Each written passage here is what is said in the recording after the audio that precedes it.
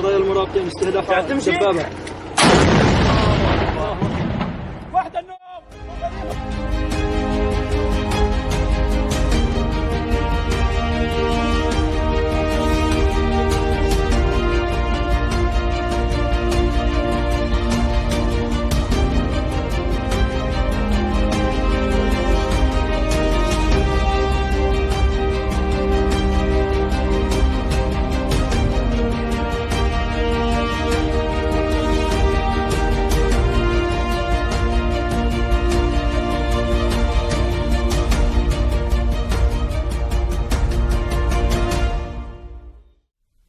Since 2015, Tara Zier, a successful dentist from Washington, D.C., had been trying to discover what was causing her shortness of breath, fatigue, difficulty walking, and excruciating back pain. The symptoms struck not long after her husband's death. At that point, I was feeling an enormous amount of stress from that event and was extremely worried about my children. They were grieving. I was grieving.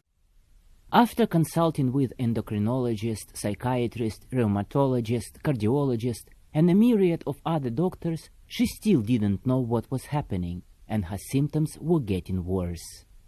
I could barely get off the couch. I couldn't take care of my kids.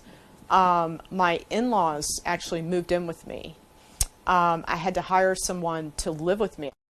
Finally, in 2017, Zier found a neurologist who diagnosed her with stiff person syndrome, a rare neurological disorder with features of an autoimmune disease.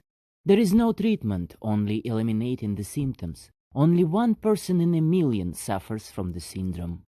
It takes on average 7 years to diagnose. 7. Like, it's insane. And that's because it's often misdiagnosed as multiple sclerosis, MS, Parkinson's, psychological disorders. Tara went through a few rehabilitation courses in Mayo Clinic, which has improved her life considerably. Meanwhile, halfway around the world in Australia and Tasmania, ultra-distance runner Shane James, nicknamed the Tasmanian Devil, knows those symptoms well. He suffers from the same condition.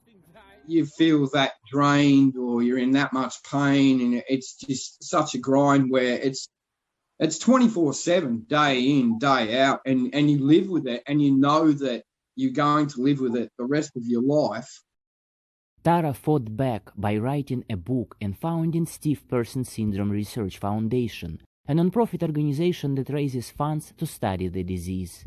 She has managed to collect enough to finance the first research on the illness at Johns Hopkins University.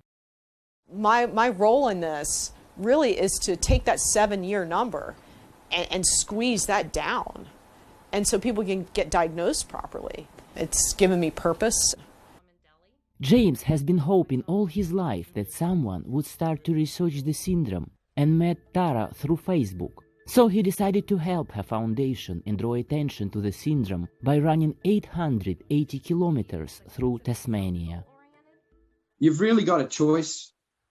It's up to you. And my choice was to fight, and really fight damn hard. I mean, the hardest that you can't imagine how hard you have to really fight.